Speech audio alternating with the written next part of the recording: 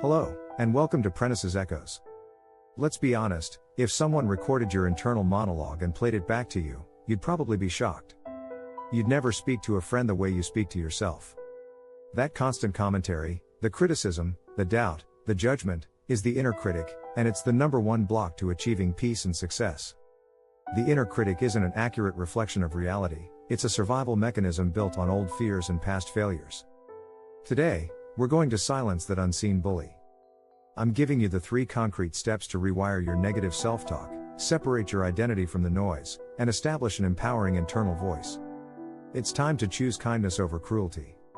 Step 1. Externalize the voice. The problem, believing the voice is you. The critical voice is so loud and so familiar that we mistake it for the truth.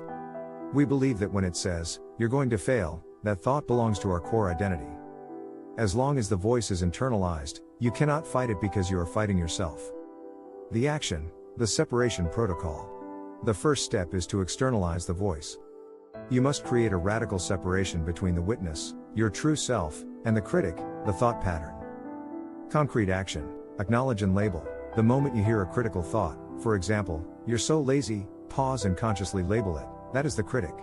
Give it a name. Assign a neutral or even slightly ridiculous name to your critic, for example, Gary the Grumbler or Negative Nancy. The next time Gary the Grumbler pipes up, you don't engage with the thought. You simply say, "Oh, thanks for the input, Gary, but I'm not listening right now." By naming and externalizing the voice, you turn it from a command into an opinion you can ignore. Step 2. The friend test. The problem, applying different standards to yourself. The inner critic thrives on double standards. We extend grace, empathy, and patience to our loved ones, but we demand perfection and harsh judgment for ourselves. We use the most hurtful language on the person we are supposed to protect the most, ourselves. The action, the compassion filter. Every time the critic speaks, subject the thought to the friend test. This shifts the dialogue from judgment to compassion. Concrete action. Ask yourself these 2 questions. If my best friend made this exact mistake, what would I say to them? You would be kind, encouraging, and focus on the solution. Why am I withholding that same kindness from myself? There is no good reason. The friend test instantly shows you the irrationality of the criticism. You don't have to defend your mistake, you just have to apply the same standard of care you offer everyone else. This is the moment you choose self-compassion as an act of strength, not weakness. Step 3. Replace the loop. The problem, trying to stop a thought, which is impossible. You can't simply stop thinking a thought. Trying to suppress a negative thought only makes it stronger, like pushing a beach ball underwater. The only way to delete old self-talk is to replace the neural pathway with a more powerful, more accurate thought. The action, the affirmation of action. The most effective replacement isn't a vague positive mantra. It must be an affirmation of action that acknowledges the reality of the situation while focusing on the future. Concrete action. When the critic says, "You messed up that pitch. You're a terrible presenter." Do not just say, "I'm a great presenter." Your brain will reject it.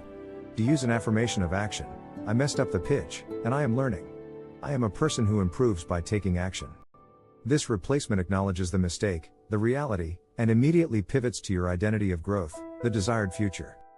By consistently interrupting the old thought and replacing it with this new, solution-focused statement, you literally rewire your brain to support your success. Your self-talk is the background music of your life. If it's negative, it's dragging down your entire performance. Externalize, name and separate the critic from the witness. Test, apply the friend test to every piece of self-judgment. Replace, use the affirmation of action to build new, empowering pathways. Your journey to peace isn't about eliminating thoughts, it's about choosing which thoughts to empower. If this message gives you the tool to be kinder to yourself, please like this video. Share it with a friend who needs to silence their own inner critic. Subscribe to Prentice's Echoes for continuous mental clarity. Tell me in the comments, what is the name of your inner critic, and what is the new, positive affirmation you will use against it today? See you soon.